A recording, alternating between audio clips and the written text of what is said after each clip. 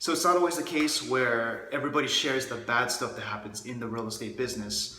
And people always want to share the good stuff, but I believe it's equally as important to show you what is truly going on in the business, both in the physical world and in right here, right? So before I go on to explain the things that stress me out the most in real estate, I do want to say that, you have the power to control what stresses you out the most or what doesn't. And of course, no one wants to feel like their blood pressure is rising, or they're getting this knot in their stomach, or they're feeling so much weight on their shoulders. No one wants that pressure. But it's, again, up to you and your mind to choose how you want to control this situation. Whether you are so attached to the outcome, emotionally attached, or whether you are detached and calm and calculated, right? It's important to remain rational and logical and to be detached from the outcome, especially when you're dealing with multiple transactions, different people, different agents. It just leaves you with less stress, especially when you come home and try to unwind from work, right? I believe one of the reasons a lot of people quit in this business is they can't handle all the pressure that they start to build up within themselves. And here's the key part: internally within themselves, right? Because if you try to process issues and start to understand that not all of this stuff is caused by you, but it's caused by other people, you'll have a much better time sleeping at night and not worrying about the deal that's starting to show signs of falling apart, right? So again, to recap that first point, you are in control of how you react to a situation. And if you are emotionally attached and have an emotional reaction to everything that happens, you are not going to be in control, and you're always going to drive yourself crazy, right? So with that being said, here are some of the things that stress me out the most in this business. By far, it's dealing with the expectations of different people, buyers, sellers, and agents, and trying to have those expectations match someone else's, right? As real estate agents, we're somewhat in the middle of all this chaos that's going around us. We are the ones who are negotiating for our buyers and our sellers, and the other agent is doing the same thing as well, right? And when all these things come together in this tight little bubble that has all this action packed together, you're having all this pressure build up where people want to expect one thing and the other side wants to expect another, right?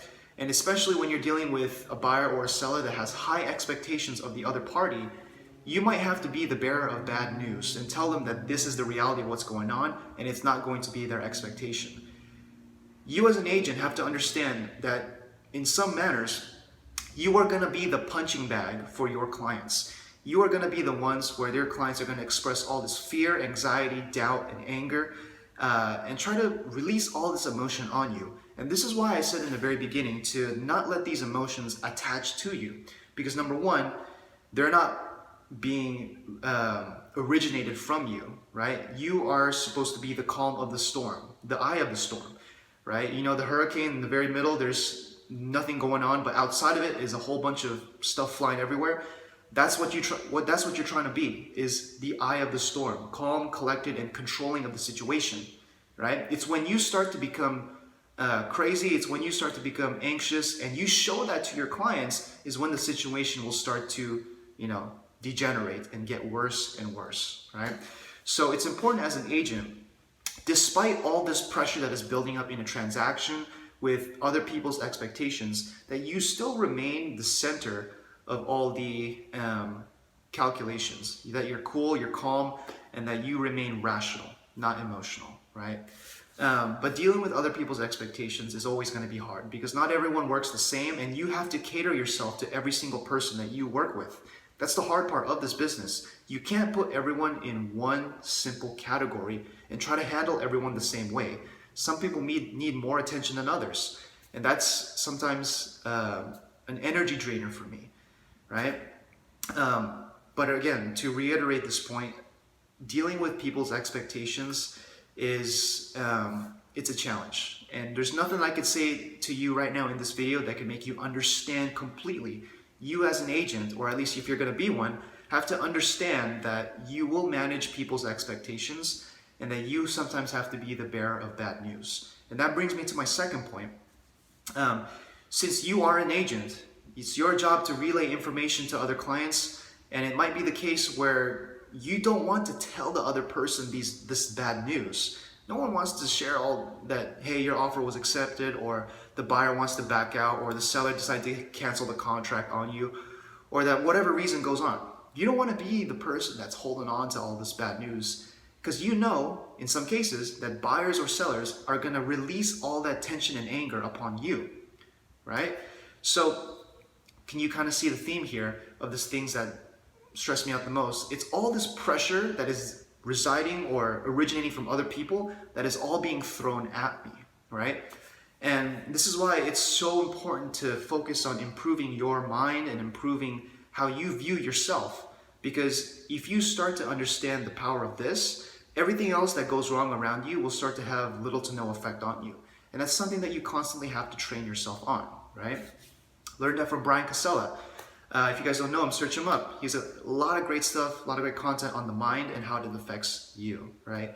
Especially when you're an agent. I can't tell you how many times people will try to talk crap about you and will try to throw all these responsibilities on you like it's your house and your thing that you got to deal with. When in reality, you're only trying to get the transaction through to the next, hurdle. And like I said, people always want to try to place responsibilities on other people and try to relieve themselves of the pressure, right? So that's a responsibility that you got to take as a real estate agent. So number one is the expectations of other people, and number two is being the bearer of bad news. Running off the top of the list, or what's next on the list, it's in general having to do with other people, right? Because even though this business you might say is for yourself, you have to understand that you are dealing with people, and this is a people business. And in some cases, you might find out that the person that you're working with is not a fit. So you do have the power of, firing your client. I've done it in the past where I tried to lead generate. I found people that were motivated, but for some reason, they just did not fit the standards that I had. So I just let them go, right? And another thing too, when you're working as a real estate agent, the thing that I don't like also is the pressure that is kind of thrown at you by different friends and family, right? It's especially if you're someone who had a corporate job before. I've experienced this with talking with different agents. They always say that they have friends and family members who are always asking them, hey, did you close a deal yet? How's progress going? And you as a real estate agent know, at least in the first couple of months, that it takes some time to get some momentum. And if you can't handle the criticisms or the inquiries or the snide remarks of different people who are in your circle of influence, you're going to have a tough time dealing with the first few months of business when things are a little bit rough, finances are a little scrappy, and that you're fighting for deals to come together when they just won't happen, right? So if you are, okay with the criticisms, if you're okay with constant questions about your progress and you sometimes having to fake it till you make it, then you're going to have a little bit of stress put on your shoulders. But, I personally don't think that's a big issue because, you're a business. A business takes some time to get momentum, and it's not like a job where you get paid your first 2 weeks being in the job, right? So if you treat it as a business and if you understand it as a business, you'll know that it's going to take some time, it's going to take some momentum. And especially if you compare it to a rocket, in the beginning during the takeoff stages, it burns a lot of fuel. But once it reaches a certain,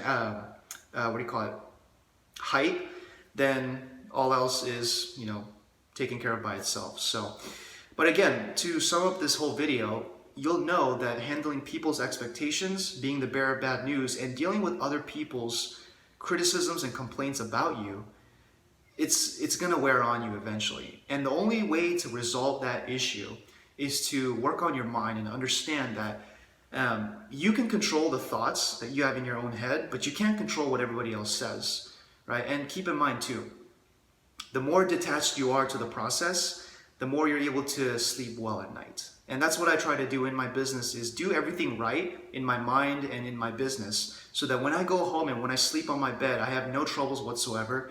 And don't feel uneasy, right? So I create so many other videos of how you build confidence, how you should work with your clients in my video or in my channel that, you should know up until this point, if you've been subscribing, that it all comes down to how you handle this and how you communicate to other people. And that's really what all this business is about, and probably most other, right? So that's it for today's video. If you have any questions, concerns, leave it in the comments below. But if you have any ideas, share it, and I'll see you on the next video.